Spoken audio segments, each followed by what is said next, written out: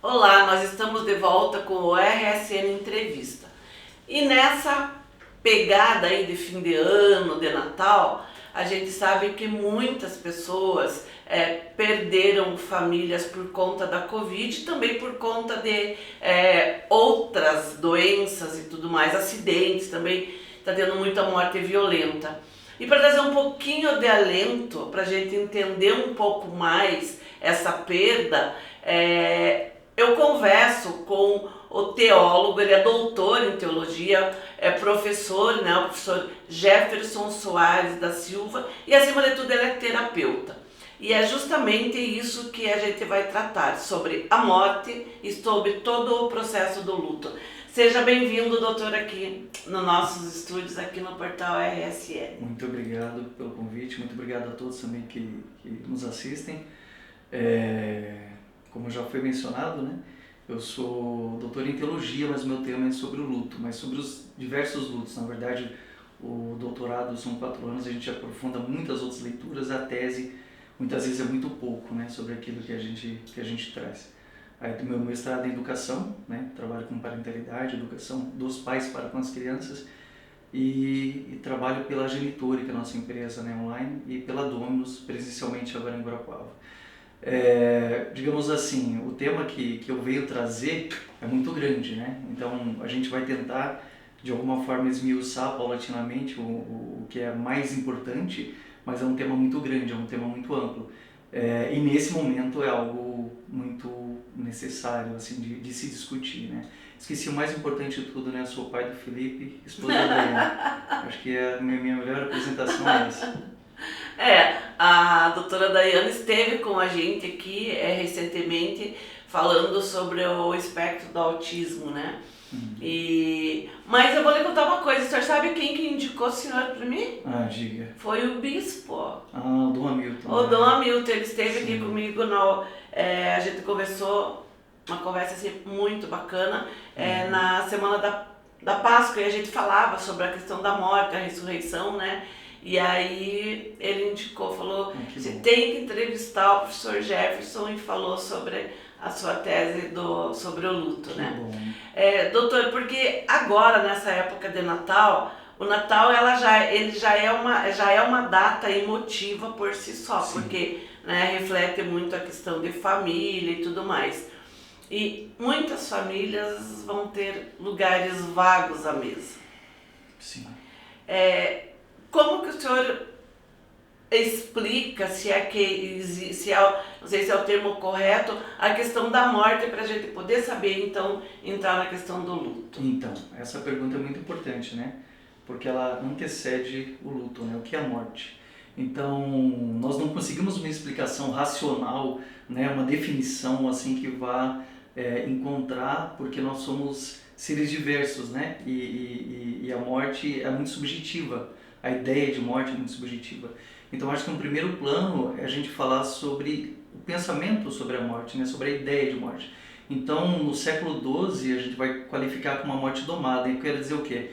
O jeito que a gente compreende a morte hoje não é a mesma forma que se compreendia no passado, né? Há um elemento que segue todo esse percurso, né, histórico e cultural, que é a negação da morte.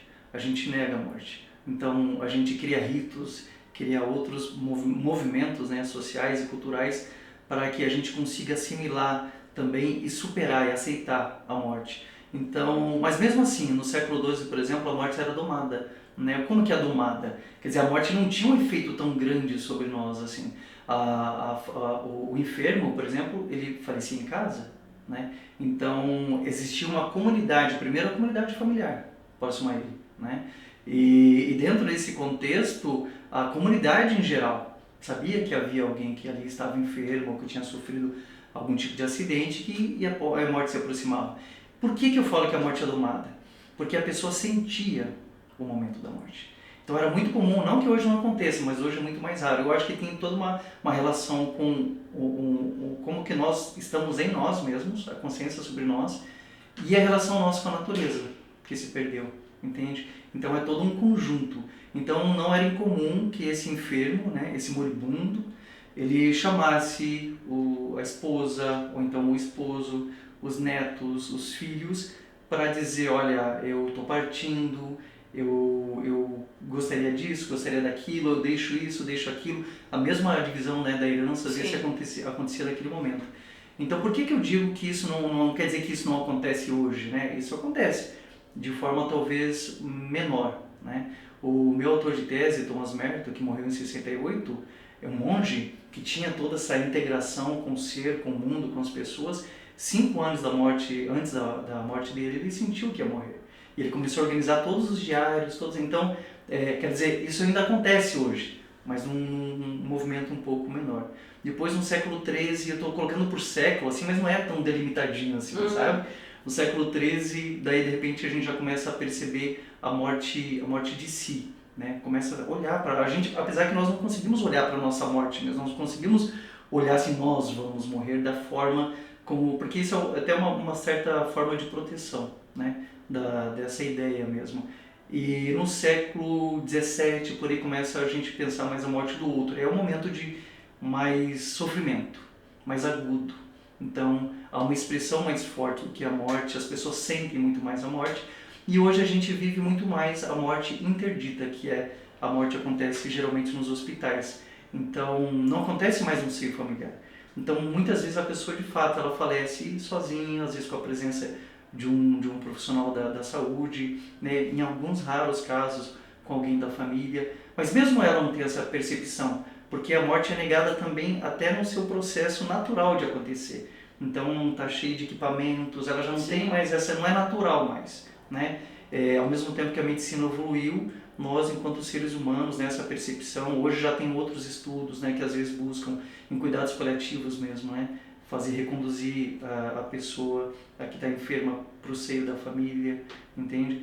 Estão chamando de morte humanizada, né? Morte humanizada, justamente. Então nós tínhamos uma morte humanizada, né, no passado, e hoje está tentando se retomar. A mesma coisa quando a gente fala de produtos orgânicos, né? Produto orgânico é nada mais que um produto natural.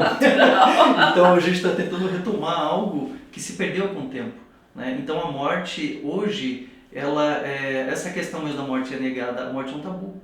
O sexo foi um tabu muito grande, mas hoje a morte assume esse lugar de ser um tabu. Então, por que ela é um tabu? Mesmo antes de desenvolver a tese, de imaginar que queria fazer essa tese, eu lembro de eu tocar nesse tema, tá? Eu trabalho na minha terapia com recovery, que é trazer algo do concreto, da vida, da experiência, e hoje eu vou trazer um pouco da minha experiência aqui para todos, né? Eu perdi meus pais muito cedo, né? E a minha mãe faleceu de mal súbito. Ela estava tomando chimarrão em Foz do Iguaçu, sorrindo, teve um mal súbito e ali ela deixou de existir, né? Então foi algo que aconteceu assim que nós não estávamos imaginando, né? Então o que eu quero dizer? Geralmente eu trabalho muito com esses casos, sempre que até alguém sente que a saúde está muito prejudicada e pensa, olha, vamos ver isso. Os filhos às vezes negam, né? Então muito tempo ainda antes de pensar em escrever sobre esse tema, quando eu tocava nesse tema, as pessoas não queriam falar. Eu via que estavam, às vezes, em reunião de família, como se nós trouxéssemos a morte para próximo de nós, né? Esse é o tabu, esse é o medo. Mas, na verdade, o que acontece? Quando a gente não fala, aí o sofrimento tende a aumentar, né? Porque quando ela acontecer, nós não saberemos como lidar. Então, a morte é um tabu e a gente nega a morte até por questão de uma dimensão pequena ainda de sobrevivência. Os monges no passado se cumprimentavam assim, eles pouco falavam, né? Mas quando eles se encontravam, eles diziam, tenha uma boa morte, né? Às vezes era o primeiro cumprimento do dia, tenha uma boa morte. Mas isso não era algo pesado, era para recordar não era um desejo, né? Essa existência é curta. Então nós estamos aqui por alguma questão, mas é até esse outro ponto, né? Às vezes a morte, a gente pode falar sobre isso no final, a morte mesmo de um ente querido nos ajuda a pensar o porquê que nós viemos para cá. Né? Às vezes a gente corre atrás de trabalho, de estudo, não que isso não seja importante, mas se perde nisso. O que nós estamos fazendo aqui? Entende? Acho que é uma contextualização muito breve do que pode ser a morte hoje, né? Como nós entendemos a morte hoje. Lógico, isso é um recorte, tá? Nem todos pensam assim, nem todos vivem dessa forma, sim, mas é um recorte. Mas na questão da Covid, você positivava, parece que a tua morte já era uma sentença de morte, né? Uhum. Porque eu lembro, eu contraí, né? Eu lembro que daí ele ligava pra mim. Como que você tá? Não, tô bem. Ah, mas amanhã você vai ficar pior. Porque e eu dizia, não, eu não vou ficar pior. Porque era a tendência, era a evolução, né, da doença. Então, você, meu Deus, apavorava, né? Meu Deus, tô com Covid. Sim. Né? Tenho, pelo menos, acho que 10 dias aí pela frente eu tenho. Depois disso, já não sei mais, né? Sim. Então, você traz algo que é muito interessante, que de alguma forma vai na contramão de um pouco do que eu falei. A morte é negada, Sim. né? Mas nesse período de pandemia, nós tivemos que olhar para a morte. Né? Nesse período de pandemia, não teve como evitar olhar para a morte. Então, historicamente, né, no mesmo contexto de uma guerra... Que eu ia falar, como uma guerra. A gente teve que se deparar com aquilo que a gente mais negava. Então, o que acontece? Tem pessoas que tiveram alguns problemas em relação a isso, a se deparar com a morte, né? E a morte de si, a morte do outro. Mas também tem pessoas que conseguiram evoluir nesse momento, sabe? Existe até pessoas que sentiram culpa durante a pandemia, o processo mais candente, assim, por conta de estarem bem. Entende? Então, a outra coisa que nos acompanha muito na questão do luto é a culpa. Né? Então, quando a gente se depara com algo totalmente novo, né, como o vírus, por exemplo, nós chegamos de Curitiba aqui, né, e um mês depois, mais ou menos 2 meses, começou a pandemia. Né? E nós temos um filho pequeno, né, na época de 3 anos, e a primeira escola que parou foi a dele, porque tinham 2 suspeitas. E nós não sabíamos como que se daria com uma criança, entende? Então nós ficamos em isolamento. Então, por mais que minha esposa é pesquisadora, eu sou pesquisadora, ela é da área da saúde, mesmo para nós, entende? Algo totalmente novo, né? E como lidar com esse tipo, por exemplo, até então nós temos rituais para nos auxiliar nesse processo do luto. Nesse momento nem os rituais eram permitidos. Então havia um enterro que acontecia distante. Sim. Então, tudo muito novo. Então, a gente teve que aprender a lidar com situações, e isso que eu coloco, mesmo nós, de cada um de uma ponta na área, nós tivemos que aprender com isso. Então, como que foi sofrido para quem estava muito longe disso e negava esse processo, né? E daí todas essas situações que você traz, né? Às vezes a gente vai procurar um auxílio, uma ajuda, e a pessoa vem porque a nossa dimensão espiritual e psicológica, nesse momento, para mim, a dimensão psicológica e espiritual, a gente separa, mas para eles estão juntas, né?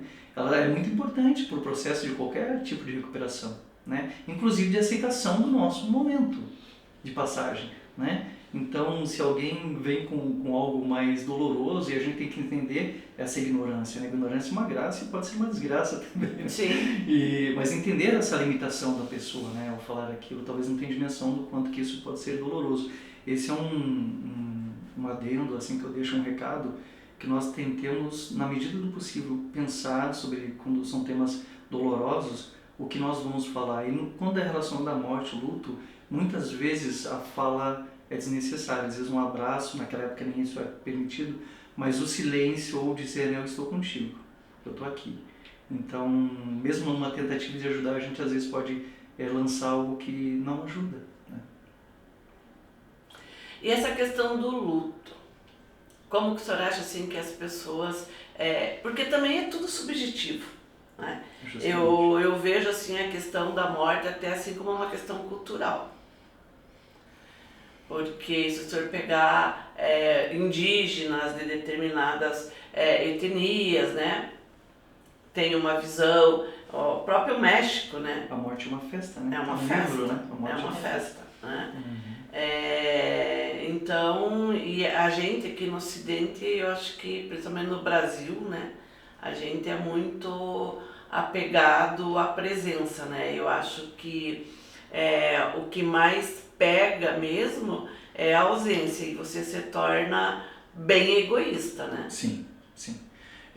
Nós dá para desdobrar essa entrevista em uma série, sabe? Eu tenho um podcast na Rádio Cultura e eu fiz isso sobre o luto, eu desenvolvi em 4 tempos, assim. O luto, né? O lutus, né? Do latim, é até confundido com lutem, né? Lutem, que é amarelo, até a cor amarela na Roma Antiga era uma cor de luto, né? No Oriente, o branco, e o cristianismo adotou muito o preto, né? Como algo assim do mistério, né? Enfim, o luto é um processo. Tá? O luto é muito subjetivo, como você falou, mas o luto também tem fases. né? Então, quando nós encontramos as pessoas que chegam até mim com essa dimensão do luto, e não é só esse luto, é uma coisa importante trazer aqui, o luto não é só relativo ao falecimento de alguém, né? A perda, né, no perda, geral. né? Um relacionamento muito forte, né? Que alguém sai desse relacionamento sem que uma das partes deseja, é um luto. Um trabalho que você gosta muito, de repente você perde esse trabalho, é luto, né? Um sonho que você gostaria muito de realizar e estava muito próximo de acontecer, é um luto. Então, a grande questão do luto, eu vou trazer já de... A frustração é um luto. Então, esse é um ponto bem interessante. Como eu trabalho com parentalidade, e a gente consegue trabalhar com as pessoas e com o nosso filho, né? Então, ajudar a criança a passar a frustração é uma forma de lidar com o sofrimento, né? Ela não é um luto em si, mas pode ser dependendo da situação, tá? Então, o luto é uma dimensão que essa é uma tese que eu nunca escrevi sobre isso, mas uma tese assim, que eu gostaria de defender, que o luto que nós sentimos da passagem de alguém também está relacionado com o luto, com os lutos que nós vivenciamos na vida. Por exemplo, a passagem da infância para a adolescência, né, da adolescência para a juventude, da juventude para a vida adulta, né, da vida adulta para a velhice, enfim. Então, como que a gente passa esses momentos? Mudança de casa, né? Quando é criança, né, ou adolescente, vai cidade. Como que a gente lidou? A gente fez o processo, ele entendeu que estava vivendo um luto. Acho que a grande consciência, a questão é, às vezes, não ter consciência que nós estamos vivenciando o luto, né? Então, acho que relacionamentos, né? No período da adolescência, principalmente, como a gente vivenciou, como a gente sentiu, muitas vezes esse não trabalhar, né, ou a não compreensão desses momentos, ele vai ficar muito expresso aqui, quando alguém parte, entende? Aí vem tudo de uma vez, tudo aquilo que a gente não quis pensar e tudo aquilo que a gente não entendeu muitas vezes, né? E essas dores, às vezes, que a gente espera muitas, né, o ciclo natural, né? Que o pai vai antes do filho, né? Eu acabo lidando com muitas situações que os filhos vão antes. O processo inverso é Os pior, netos, né? é muito difícil, porque de fato isso a gente não está nem naturalmente preparado. Sim. Nós evitamos, se a gente já evita pensar sobre a morte natural, imagina uma morte que está dentro de um processo natural, mas ela foge de um padrão do que a gente espera. Então, o luto ele é muito subjetivo, como você muito bem falou, e o que nós podemos fazer, que eu acho que esse é um ponto assim importante trazer. Para aquele que está vivendo luto, é respeitar o momento dele, né? Respeitar os processos, tentar estar junto com ele, né? Quando a gente vê que se estende muito, às vezes é necessário tanto a terapia como a buscar um psiquiatra. Não quero dizer, não devemos medicar o sofrimento. O sofrimento é uma base de aprendizagem imensa que nós estamos desrespeitando. Tá? Mas eu quero dizer, existem processos mais dolorosos que de fato às vezes é necessário entrar, por exemplo, com medicamentos, né? Que não sejam necessários, né? Mas a gente tem que ter essa clareza, mas estando junto com essa pessoa, né? E respeitá-la, não dá para fazer com que ela pule fases, né? Cada um tem uma forma, a gente vai verificar o falecimento de uma família de alguém e cada um lida de um jeito diferente, entende? Então essa identidade nossa está muito também nesse momento. E essas dores que vieram com o passar dos anos e que a gente não soube ou não quis lidar. É muito complicado.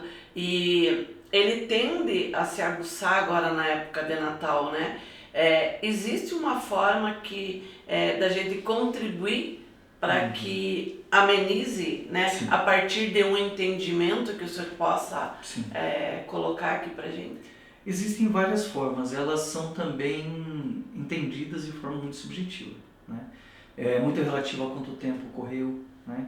Por exemplo, se nós não nos sentimos bem em celebrar a ceia, naquele mesmo espaço que foi celebrado, que uma pessoa às vezes era central naquele lugar, naquele momento, ou mesmo que não fosse, uma opção seria não deixar de acontecer, né? Não deixar que aconteça essa ceia, mas mudar o ambiente, mudar para outro lugar. Às vezes também, se é muito doloroso para todos, é importante mesmo que se respeite às vezes e não entre aspas, né, se festeje esse momento, né? Então, o interessante é a gente conseguir ressignificar, e quando eu falo ressignificar, eu não posso trazer muitas alternativas, porque às vezes é só o tempo que vai ajudar. Por exemplo, um pai que perde o filho, né? o Dia das Crianças perde o sentido para ele. Mas com o tempo, ele pode conseguir ressignificar aquele dia, por exemplo, levando presente para as crianças, outras crianças no Dia das Crianças, né? E vice-versa, né? Um filho que perde o pai perde o sentido do Dia dos Pais, mas com o tempo ele pode olhar para outros pais que não têm filhos, né? E criar uma forma de ressignificar. Então, acho que dentro disso que você traz das datas comemorativas mesmo, é um momento pesado, tá? É um momento difícil para muitos, mas ao contrário do que pode parecer, essas datas, eu acompanho algumas pessoas que estão enfrentando datas seguidas, assim, né? Se torna um processo mais doloroso, datas, né, comemorativas, enfim, seguidas. Uma das formas, talvez, da gente olhar para esse contexto todo, né, que se apresenta, é saber que isso também nos ajuda a otimizar esse processo do luto. Então a gente já passou por uma fase, de repente passa por outra fase. E dentro do campo da espiritualidade, eu vou dizer assim para você, né, com todas as leituras, com todas as experiências, as conversas que eu tenho, pode parecer um pouco, talvez, duro o que eu vou dizer, mas qualquer experiência de sofrimento muito grande que nós temos na vida, nessa dimensão espiritual, tá? Um dia a gente pode conversar mais aprofundado sobre isso, né, de forma mais aprofundada. Mesmo os estudos de neurologia vão trazer isso, né? Existe, na verdade, não é essa escuridão, existe algo muito grande atrás, sabe? É uma fase, é um momento e é um momento de aprendizagem, sabe? Quando a gente conversava um pouco aqui antes, né? Por que nós estamos aqui? Qual a nossa missão aqui? Eu tenho clareza que algo que nós estamos aqui é para aprender. E eu tenho clareza também que eu não estou aqui à toa, entende? Eu não fui convidado aqui por ser convidado, que você não está aqui, que ele não está trabalhando ali. Nós temos um caminho nesse lugar. A gente tem que, às vezes, começar a se questionar e perguntar o porquê desse nosso ser aqui. E essa mesma questão das pessoas que partem, ter clareza que elas têm um porquê de partir, entende? Que agora a gente talvez não entenda. E eu pude trabalhar com pessoas por 1 ano, 2 anos, nessas dimensões, e as pessoas foram compreendendo, tiveram que mudar de cidade, mudar de emprego, muitas vezes por vários, e elas descobriram uma nova forma de ser, de viver, e às vezes superior, muito superior àquelas que elas tinham. Então, é complexo falar isso porque é muito subjetivo a história de cada um, mas eu tenho clareza que nós temos uma missão aqui, e uma vez, né, você mencionou Dom Hamilton, eu dou aula para os seminaristas, faço atendimentos para eles também, e eu disse, olha, o momento que você cumprir a tua missão aqui, você vai. Prazo de validade, né? Não importa se tem 20 anos, 50 anos, ou mesmo uma criança. Eu digo isso, as crianças, elas vêm com algo, com um propósito grande, e a gente talvez é grande, né, porque parece pequeno às vezes para nós, mas é imenso, né? Eu vejo que o que o meu filho me ensina, sempre muito me perguntam assim, o que você ensina para o teu filho, né, com todos esses estudos? Eu falo, o que eu faço com o meu filho é aprender. Eu sempre me coloco na posição de aprendiz, e eu aprendo, e eu ressignifico a minha infância, entende? Eu ressignifico a minha história, e ele fala assim de um jeito que eu vejo que também tem uma dimensão que é humana, psicológica, mas é espiritual, de olhar para você e falar algo para você que toca profundamente, não por ser meu filho, sim, mas é algo que, sabe-se lá como que isso chega até ele. Então, talvez, em um ponto, né, para aqueles que perderam as crianças, é muito importante se voltar para outras crianças, sabe? E aqueles que perderam os pais, se voltar para as pessoas talvez de mais idade e acolhê-los, ressignificar. Não é uma questão de você substituir, né? Não é questão de transferência, é de você com consciência ter clareza que aquela pessoa, ele também é pai de alguém, aquela criança é filho de alguém, e que nós somos uma humanidade como um todo, sabe? Que nós não somos tão isolados como a gente pensa, ou como fizeram que nós ficássemos em caixinhas. Nós não somos. Nós somos de fato irmãos, nós somos o outro, né? Nós somos muito dentro do outro, por isso que a gente tem que tratar bem o outro. Nós somos o outro, entende? Então, nesse processo de vivência do luto, é importante compreender também essa dimensão comunitária que nós temos, né? E daí voltamos lá no início, né, no século XII, né? Sim. O luto, a morte era tratado, vivenciado de uma forma diferente, porque era vivido em comunidade. Você acaba compartilhando, né? Sim. E nessa compartilhamento, você acaba se ajudando, né? Sim. Um ajudando o outro. Sim. Na verdade, se resume tudo em que todos somos um só. Todos somos um. Todos somos um. Quem tem experiências mais fortes e espirituais, inclusive próximas da morte, tem essa clareza que todos nós estamos ligados, inclusive e principalmente com quem nós não conhecemos, entende? Então, nós temos uma relação muito forte com as pessoas, né? Por isso que é bom tratar bem os outros, não no sentido do que é, não, porque ela faz parte de você. E é bem isso, nós estamos em unidade, né? E as várias religiões vão falar essa mesma questão, vão trazer isso, né? Nós estamos em unidade. E nós estamos em unidade no sofrimento também de alguém. Entende? Por isso que é bom estar junto. Por isso que eu falei, às vezes palavras elas se fazem desnecessárias em alguns momentos, mas a presença, né? a presença. Bacana, professor. Queria agradecer a sua contribuição aqui com a gente. Eu espero que de alguma forma as pessoas que estejam passando por isso, né, a partir do que o professor falou, a gente ajude a amenizar um pouquinho, né, essa dor da perda, a dor da ausência, né? Porque a ausência é que incomoda, né? Sim. Você quer estar ali, você quer pegar, você quer ver. Né? Eu acho que algo importante, só para finalizar, é bom perceber, né? Por exemplo, meu pai já faleceu faz um bom tempo. Com o passar dos anos, eu vejo muito do meu pai em mim, entende? Então essa ausência, até que ponto que ela é de fato? Sim. Até que ponto que a ausência de uma figura física, que é importante, né? Mas até que ponto que essa pessoa partiu mesmo? Quanto que não tem dela em nós? Quanto que a gente vai percebendo, né? No contato com a minha esposa, eu percebo quanto que tem da minha mãe nela, que eu inconscientemente percebi, né? E com o passar dos anos a gente vai enxergando. Então, a figura física nos deixou, mas aquilo que que você mencionou, nós estamos em unidade de alguma forma, né? Então, psicologicamente e espiritualmente, talvez essas pessoas estejam, elas vivem dentro de nós, do nosso coração, da nossa memória. Acho que um ponto importante é paulatinamente transformar a tristeza em saudade, tá? E uma coisa que eu vejo muito acontecer no meu trabalho, que o vínculo que se estabelece com aquele que se foi é a culpa, né? Então nós vivemos, um dia a gente pode falar só sobre a culpa. Podemos sim, A com culpa certeza. é algo que nós trazemos desde a infância. Então, e nesse momento ela se torna muito forte. Então, às vezes o único vínculo, o vínculo mais forte é inconsciente para quem está ali, né? Mas é a culpa. Então, quando a gente, às vezes é a culpa a única coisa que segura aquela pessoa próxima de nós. Entende a imagem dela? Então, quando a gente consegue esse processo de libertação é fantástico. Porque daí ela consegue deixar a pessoa partir de fato, né? E consegue entender que ela nunca partiu de fato. Né? Que ela está dentro de Ela nós. se mantém juntinho, né? Sim. Poxa, eu acho que já tem muito assunto para conversar. Temos. Tem muito assunto, porque é um assunto complexo, que é pouco abordado, assim, livremente, como a gente está fazendo, mas eu acho, assim, que é uma forma também da gente contribuir, né? Para que as pessoas se tornem melhores com elas mesmas, né? E principalmente ter a empatia com o próximo, né?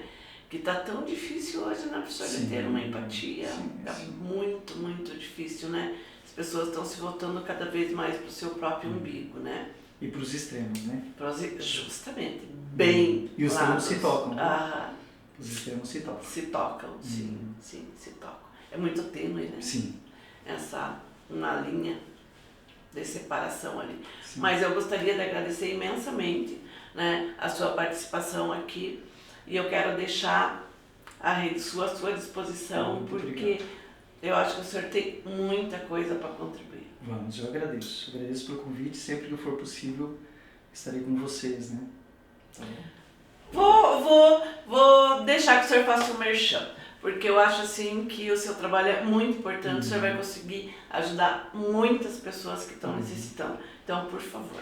Então, eu agradeço por isso. Na verdade, eu mudei a minha trajetória de vida, minha esposa, nós viemos para uma cidade pequena, nós moramos, né, em Curitiba, moramos na Suécia também, eu sou de Foz do Iguaçu, mas nós sempre quisemos vir para uma cidade pequena, mais simples e mais contato com as pessoas, né? Fomos surpreendidos pela pandemia, mas agora estamos conseguindo retomar. Então, o meu trabalho enquanto terapeuta, eu sinto que é mais do que um trabalho, é uma missão de vida.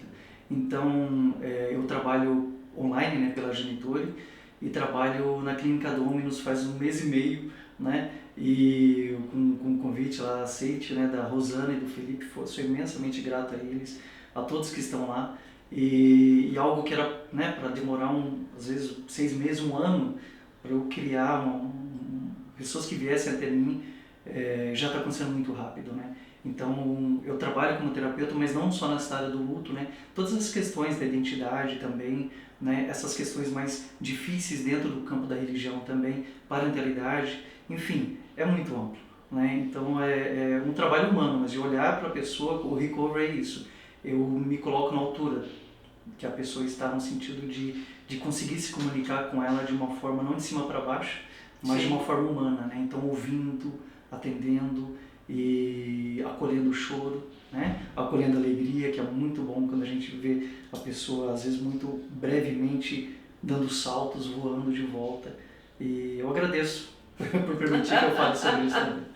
Obrigada a você que nos assistiu até agora. Continue ligado no seu portal www.redesudenotícias.com.br. Você fica aí e eu, doutor, vamos continuar conversando mais um pouquinho sobre esse tema e tomando o nosso cappuccino feito especialmente pela Casa do Café aos convidados do portal RSC.